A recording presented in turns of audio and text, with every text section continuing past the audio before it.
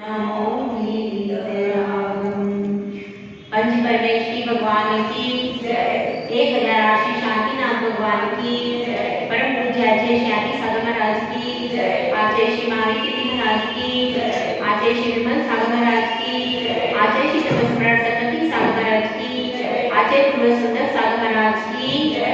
अहिंसा में ईश्वर धर्म की जय। जिनवाणी माता की जय। श्रीमती माता की जय। हम सब यहाँ हर्ष कवि द्वारा रचित वीतराग स्तोत्र का स्वाध्याय कर रहे हैं।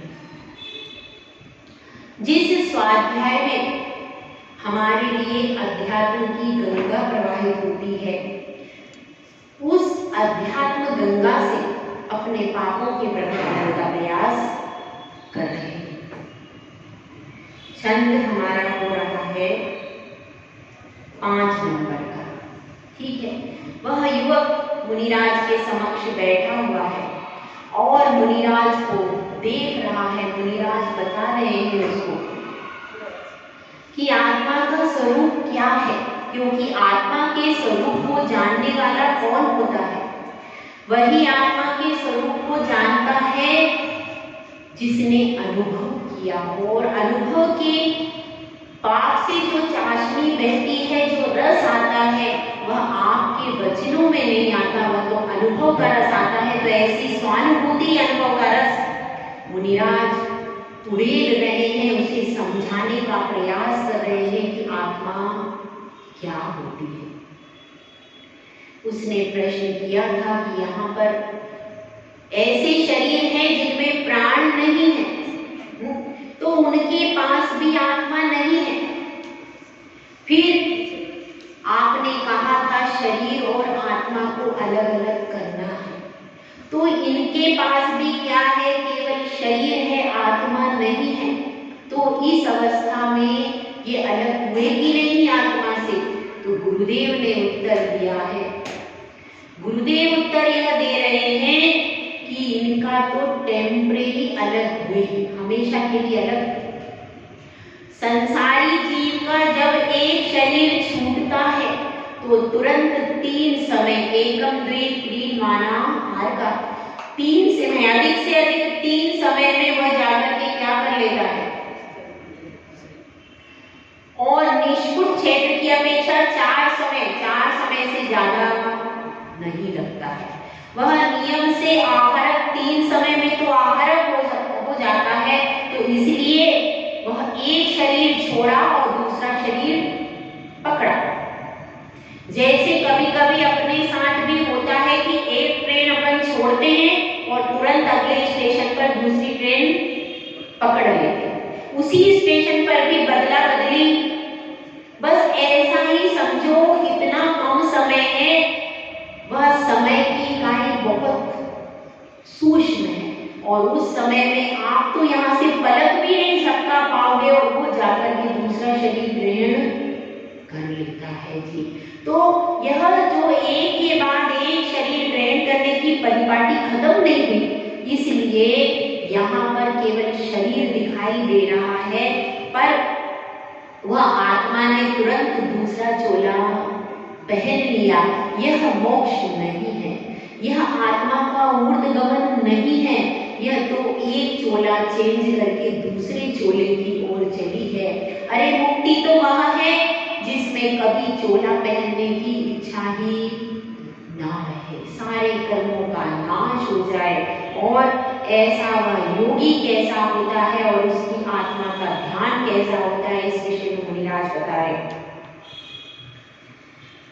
त्रिदंडे त्रिखंडे हरे विश्वनाथम ऋषिकेश विध्वंस कर्माभिजालम न पुण्यम न पापम न साक्षादिगात्रम चिदानंद रूपम नमो वीतरागम। त्रिदंडे, जो 3 दंडों का स्वामी होता है। 3 दंडे कौन से हैं? मन, वचन और काया। यह इनको दंड क्यों कहा गया? कोई बता सकता है? मन वचन काया इनको दंड क्यों कहा गया? दंड की उपमा दी है, हाँ बताइए। क्योंकि इससे पाप का बंध होता है। इनसे ही पाप का बंध होता है। देखिए हमारे मरण कंडिका में आया है कि ये जो मन है, जैसे दुराचारी पुत्र होता है, दुराचारी पुत्र को माँ बार बार मार के डांट के बार बार कमरे में बिठाती है, बैठ जा पढ़ ले, और बार बार वो भाग के कहाँ जाता है? खेल के मैदान में या कहीं व्यसनों में। ऐसा ही हमारे लिए भी ये मन कैसा है? दुराचारी पुत्र के समान है, और उसको बार बार संभालना पड़ता है। दुराचारी पुत्र को कितनी बार बार संभालना पड़ता है? एक बार में मान जाता है क्या? बार बार उसको संभालना पड़ता है, कभी कोई प्रलोभन से, कभी कोई प्रलोभन से। ऐसे ही हमारा ये मन वचन काया जो है वो कैसे है? दुराचारी पुत्र को दंड दो तब वह लाइन पर बना रहेगा। अगर आपने उसको खुला छोड़ दिया और उसके अनुसार कार्य करने लगी आत्मा, तो क्या होगा? आत्मा नरकों में चली जाएगी। अगर मन के अनुसार कार्य करने लगी, जैसी रचना कह रही है वैसे भोजन करने लगी, और शरीर जैसा मांग रहा है वैसी विषय भोगों की सामग्री आप प्रदान करते रहे, तो क्या होगा उससे? उससे यह आत्मा विषय कषायों के वशीभूत होकर दुर्गति में चली जाएगी। इसलिए ये तीन मन वचन काय को दंड दो, इसको नियंत्रण में रखो। जैसे कि हाथ में डंडा होता है तो उसको देख करके कोई पशु होता है तो वो तुरंत सीधा, आपने सर्कस देखा होगा, ठीक है? सर्कस में क्या होता है? वह डंडा लेकर के आगे चलता है और मारता नहीं है, लेकिन बस वो डंडा दिखाता है, और उसी से वो शेर भी एकदम लाइन से चलते हैं सर्कस में। पहले देखा होगा किसी ने सर्कस, अपन तो पुराने आदमी हैं तो अपने को तो सब पता है, आजकल सर्कस नहीं होती। उसमें वह डंडा दिखाता है और शेर जैसा जीव भी उस डंडे के पीछे चल देता है। तो इस तरह से बताया जा रहा है ये तीन दंड है। और त्रिखंड का अर्थ क्या होता है? तीन खंड का स्वामी होता है कौन? नारायण। जिस प्रकार से तीन खंडों का स्वामी, ऐसे ही अपने पास भी ये तीन खंड है, मन वचन और काय।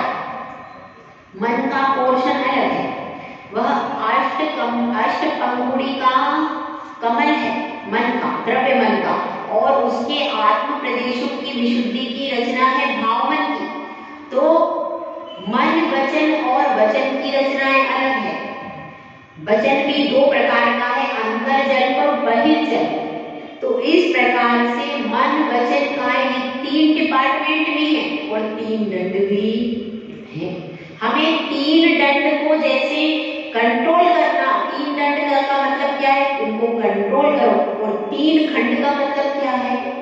ये तीनों है, इनका डिपार्टमेंट अलग अलग है। मन का डिपार्टमेंट अलग है और वचन का डिपार्टमेंट अलग, शरीर का डिपार्टमेंट, तीनों का डिपार्टमेंट, तीनों की कार्य प्रणाली, तीनों की व्यवस्थाएं अलग अलग है। तो इन तीन खंडों को एक साथ कंट्रोल करना कठिन है कि सरल है? बहुत कठिन है। जो इंद्रिय के भी विजेता होते हैं भगवान, और मन वचन काय का भी निरोध करते हैं, योग निरोध जब करते हैं तो इनकी भी प्रवृत्ति को सूक्ष्म अति सूक्ष्म करते जाते हैं और फिर आत्मा में पूर्ण केंद्रीकरण कर लेते हैं। उसके बाद बताया है हरे विश्वनाथ, उन्होंने क्या कर लिया है? इन तीन दंडों को हर लिया, इसका क्या कर लिया है? इस पर कंट्रोल कर लिया है। और हरे विश्वनाथम, विश्वनाथम संपूर्ण विश्व के नाथ कौन है? हमारी आत्मा ही संपूर्ण विश्व का नाथ। इसमें इतनी शक्ति है कि तीन लोक की संपत्ति, तीन लोक को चमत्कृत करने की शक्ति किसमें है? हमारी आत्मा में। ऋषिकेश विध्वस्त कर क्या है? ऋषिकेश मतलब क्या होता है? ऋषिकज का अर्थ होता है इंद्रियों के द्वारा उत्पन्न। तो इंद्रियों के द्वारा जो उत्पन्न होता है, ऐसे सुख को भी कैसा गिनते हैं? तुच्छ समझते हैं। आत्मा के द्वारा उत्पन्न सुख शाश्वत है और इंद्रियों के द्वारा उत्पन्न सुख कैसा है? अशाश्वत है, क्षणिक है। तो इसीलिए वहां बताया है कि ऋषिकेश, क्योंकि आपने इंद्रियों पर जय प्राप्त कर ली तो आप कौन बन गए? ऋषिकेश, इंद्रिय के विजेता को अपना क्या दी? ऋषिकेश मतलब इंद्रियों के विजेता। ऋषि मतलब इंद्रिय और उसके केश यानी उसके स्वामी, यानी कौन? इंद्रिय के विजेता। इंद्रिय का विजेता कौन है? हमारी आत्मा। हमारी आत्मा में वो पावर है कि वो इंद्रिय को जीत सके। विध्वस्त कर्मादि जालम, और यह आत्मा के बारे में आता है आठों कर्मों के बीच अकेली आत्मा, बेचारी आत्मा। तो इसका उत्तर दिया गया है आठों कर्मों के बीच है ज्ञानी आत्मा, है ज्ञायक आत्मा। अज्ञानी आत्मा है वो 8 कर्मों पर विजय प्राप्त कर सकती है। इसीलिए यहाँ पर कहा है विध्वस्त कर्मादि जालम। कर्म रूपी जाल को विध्वंस करने की क्षमता किसमें है? मुझ में है। मैं बेचारी आत्मा नहीं हूँ, मैं ज्ञायक आत्मा हूँ और ज्ञायक आत्मा में इतनी पावर है कि कर्मों को ध्वस्त कर सकती है। इतने व्याख्यान को सुनकर अब वह शिष्य कहता है कि आपकी बात मुझे समझ में आई, लेकिन इस संसार में तो कुछ और ही नृत्य चल रहा है, कुछ और ही नृत्य चल रहा है। इस संसार में जो यह नृत्य चल रहा है, जो ये नृत्य चल रहा है, वह क्या है प्रभु? तो गुरुदेव इस प्रश्न का उत्तर कल देंगे आप लोगों को। जय बोला जय सुंदर सा महाराज की जय।